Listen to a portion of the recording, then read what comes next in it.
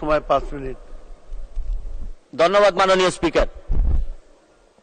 মাননীয় স্পিকার, শুরু করিতেছি মহান আল্লাহর নামে, যিনি পরম করুণাময় এবং অত্যন্ত দয়ালু।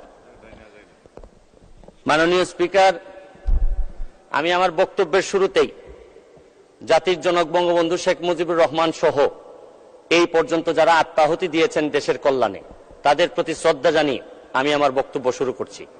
আমার এই বাজেট বক্তৃতায় প্রথমে আবারও জাতির জনক বঙ্গবন্ধু শেখ মুজিবুর রহমানের প্রতি কৃতজ্ঞতা প্রকাশ করছি যে আজকের যে বাজেট, এই বাজেটের ফাউন্ডেশন কিন্তু উনি 72 সালে দিয়ে গেছিলেন। এইটার উপরেই এখন 1 তলা 2 তলা 3 তলা করে আমরা আগাচ্ছি। এই জন্য উনার প্রতি আবারও কৃতজ্ঞতা জানাচ্ছি এবং শ্রদ্ধা ভরে স্মরণ করছি। মাননীয় স্পিকার, 8,000 কোটি টাকার বাজেট, আকার বা প্রকারের সাথে আমার বিশ্বাসে ঘাটতি আছে এই বাজেটে, কিন্তু একটা জিনিসে আমার বিশ্বাসের ঘাটতি নাই। এটা থেকে এই বাজেট বাস্তবায়নে যিনি নেতৃত্ব দিচ্ছেন মাননীয় প্রধানমন্ত্রী জননেত্রী শেখ হাসিনার প্রতি আমার বিশ্বাস আছে যে যে ধরনের আকার প্রকারের বাজেটই হোক, উনি অন্তত কোনো না কোনো ভাবে আমাদেরকে সামনের দিকে নিয়ে সফল করাবেন, এই বিশ্বাসটুকু আমাদের আছে। মাননীয় স্পিকার, মাননীয় স্পিকার, ট্রেজারি বেঞ্চের যারা আছেন তারা হয়তো বলবেন যে স্বতন্ত্র এমপি হয়ে মাননীয় প্রধানমন্ত্রীর বা লিডার অব দ্য হাউসের আমি কেন এই কথা বলছি যে উনার প্রতি আমার বিশ্বাস আছে। উনারা এটাও জেনে যাক, গত বছর আপনারা জানেন যে শ্রীলঙ্কা যখন দেউলিয়া হয় তখন সবাই বলছেন যে বাংলাদেশ আর মাত্র সময়ের ব্যাপার, বাংলাদেশও দেউলিয়া হয়ে যাবে। পাকিস্তান যখন দেউলিয়ার পথে তখন বলছেন আর একটু সময়ের ব্যাপার। ইন্ডিয়া যখন চাপে পড়ছে বলছেন যে আর সময়ের ব্যাপার। কিন্তু কোনো সময়ই আমাদেরকে অর্থনৈতিকভাবে দাবায় রাখা যায় নাই। কারণ হচ্ছে গিয়ে ইন্ডিয়া, পাকিস্তান, শ্রীলঙ্কা, তাদের সম্পদ আমাদের চেয়ে কোনো অংশেই কম ছিল না। তবে একটা জায়গায় ঘাটতি ছিল, এদের জননেত্রী শেখ হাসিনা এদের হাতে ছিল না। মাননীয় স্পিকার, মাননীয় স্পিকার, আমি এইটার সাথে সাথে বাজেটের উপর কয়েকটা কথা বলতে চাই যে এই সরকারের কয়েকটা প্রেসার নেওয়া লাগবে। এই প্রেসারটা আমি সাজেশন দিতে চাই মাননীয় স্পিকার। মাননীয় স্পিকার, দেখেন এই বাজেটে ঋণ দিয়ে উন্নয়ন ব্যয় মিটানো হবে। 2.5 লক্ষ কোটি টাকার লোন নেওয়া হবে, 1.5 লক্ষ প্রায় নেওয়া হবে হচ্ছে গিয়ে ব্যাংক থেকে। আমি মাননীয় প্রধানমন্ত্রী থাকলে বলতাম যে এমপি হওয়ার পর একটা গাড়ি কিনছি 1 কোটি টাকা দিয়ে, 50 লক্ষ টাকা লোন নিছি সাউথ ইস্ট ব্যাংক থেকে। এই লোন আর লোনের যে ইন্টারেস্ট, এটার কারণে রাতে ঘুম আসে না। মাননীয় প্রধানমন্ত্রী যে কিভাবে ঘুমাবেন এটা একমাত্র উনি জানেন। প্রায় 2.5 লক্ষ কোটি টাকার ঋণ উনার মাথার উপরে থাকবে সব সময়। আমি আরেকটা জিনিস বলতে চাই মাননীয় স্পিকার, আমাদের বড় চাপ ফরেন রিজার্ভ। ফরেন রিজার্ভ কমে যাওয়াটা একটা বড় চ্যালেঞ্জ। কারণ হচ্ছে গিয়ে যে বাজেট আপনারা এই সরকার এখানে দিচ্ছেন, আরেকটা বাজেটও আমাদের এই সরকারকে বা এই মাননীয় প্রধানমন্ত্রীকে ব্যর্থ করার জন্য আরেকটা বাজেটও আছে।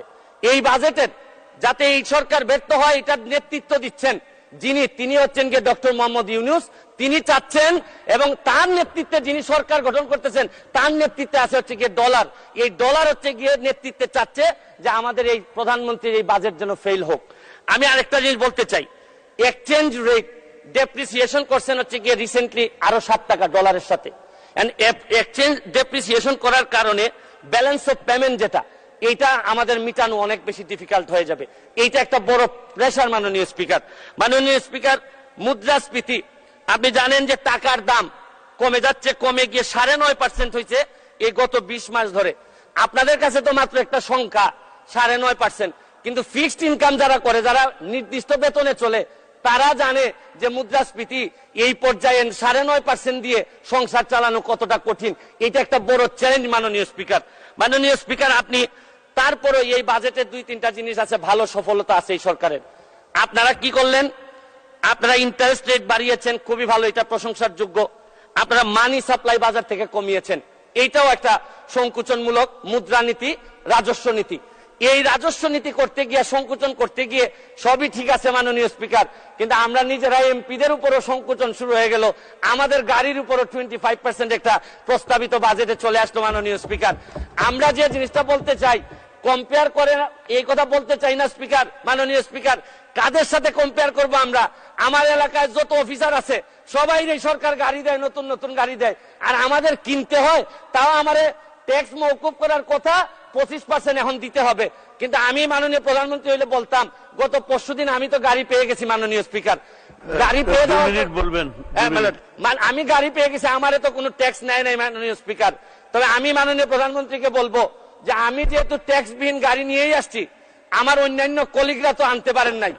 আপনারা, আমি যেহেতু এটা আমাকে ফ্রি দিলেন আর অন্যান্য আমার কলিগরা ফ্রি পাবেন, এটা ডিসক্রিমিনেশন হয় মাননীয় স্পিকার। তারপরে আমি মহান সংসদে বলে দিচ্ছি, তারপরে যদি মনে করেন দেশের স্বার্থে 25% নিবেনই আমাদের উপর, যতই কষ্ট হোক, মানবতার মা উনি, উনার বিরুদ্ধে আমরা কোনো কথা বলতে পারবো না। হয়তো উনি দেশের স্বার্থেই বলেন, তারপরে বলবো যদি উনি নিশ্চিতি নিতেই চান, তাহলে আমার টাকাটা আমি কথা দিচ্ছি যে উনি যেদিন বাজেট পাস করবেন এই 25% টাকা আমি নিজে নিয়ে এনবিআর এর কাছে দিয়ে আসবো মাননীয় স্পিকার। তাও আমি চাই না যে আমি যেটা পাইছি এটা আমার কলিগরা পাবে না, এটা হইতে পারে না মাননীয় স্পিকার।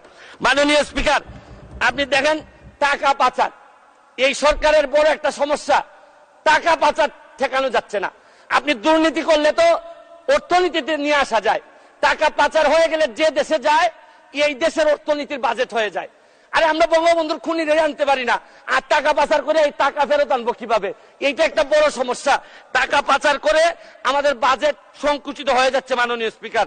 মাননীয় স্পিকার, আরেকটা জিনিস, এই সরকারে রাসেল ভাইপার সাপ চলে আসছে মাননীয় স্পিকার।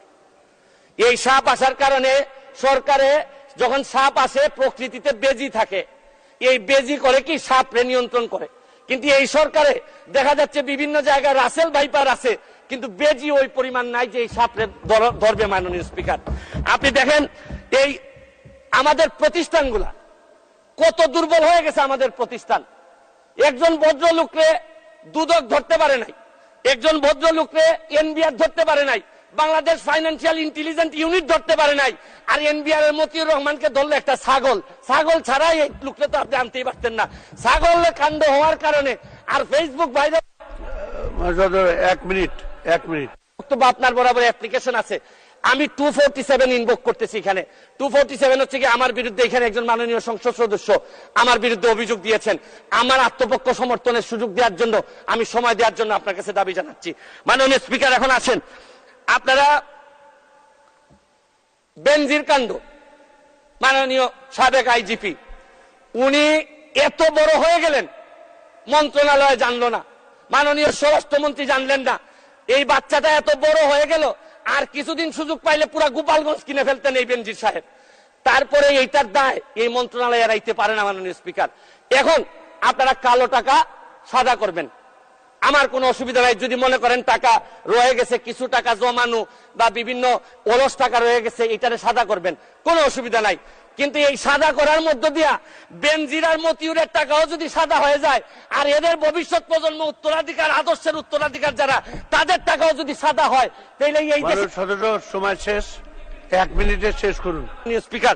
মাননীয় স্পিকার, এরপরে আমি বলতে চাই, মাননীয়, আমি সিলেটের মানুষ, আমার সিলেটে আমি যখন বক্তব্য রাখতেছি লক্ষ লক্ষ মানুষ পানিবন্দী। আমি আপনার মাধ্যমে মাননীয় প্রধানমন্ত্রীর কাছে দাবি রাখতে চাই, একটা হাইড্রোলজিক্যাল একটা রিসার্চ করেন। আমাদের এই পানি আগে কখনো বন্যা হইতো না, এইরকম 22-এর বন্যা, 24-এ বন্যা, আমরা একেবারে ডেবে গেছি পানির নিচে। মাননীয় স্পিকার, এইটা জানা দরকার যে আমাদের এই ভারত থেকে আসা পানি কোথায় কোথায় বাধা পড়ে, এইটা দেখতে হবে মাননীয় স্পিকার। অনেকে সন্দেহ করে মিঠামইনের রাস্তাও আমাদের এই দুর্ভোগের কারণ।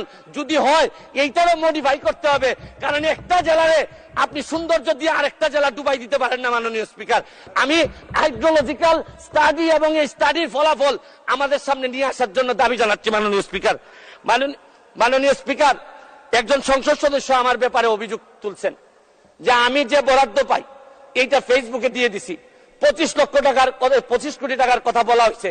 আমি বরাদ্দ, মাননীয় সদস্য, আজকে বক্তার তালিকা অনেক বড়, 1 মিনিটে শেষ করুন। আমি বলতে চাই যে আমি যত বরাদ্দ এই পর্যন্ত পাইছি, আমি হচ্ছে কি এমপি হিসাবে ট্রাস্টি, এই টাকা জনগণের জানার অধিকার আছে। আমি ফেসবুকে দিয়েছি, হয়তো প্রকল্পের জায়গায় টাকা বলছি, কিন্তু টাকার মধ্যে কোনো ব্যবধান ছিল না, কারণ নতুন জেনারেশন আপনি যা বরাদ্দ পাবেন তা জানতে চায়। এবং আমি বিশ্বাস করি বঙ্গবন্ধুর আদর্শের সৈনিক হিসাবে আমি এই ট্রান্সপারেন্সি আমার মধ্যে এটা থাকতে হবে, এবং আমি এই কথা বলি আমি আমার এলাকার এমপি হয়েছি। মাননীয় স্পিকার, আমি মাননীয় প্রধানমন্ত্রীকে চিনি, আমার একটা বিশ্বাস, সব দুর্যোগের মধ্যেও উনি আমাদেরকে পার করাবেন। কারণ আমাদের মাননীয় প্রধানমন্ত্রী বঙ্গবন্ধু কন্যা, উনি এমন এক পাখি যিনি ডালের উপর বসেন ঠিকই, কিন্তু তার ভরসা ডালের উপর না, তার ভরসা পাখার উপর। কারণ বিশ্ব ব্যাংকও ভাবছিল যে ডাল ভেঙে উনি পড়ে যাবেন, পদ্মা সেতু বানাইতে পারবেন না, কিন্তু ঠিকই ডাল ভাঙার কারণে পড়েন নাই, নিজের পাখা দিয়ে ঠিকই বিশ্ব ব্যাংকে। ধন্যবাদ মাননীয় সদস্য, আপনাকে অসংখ্য ধন্যবাদ। এখন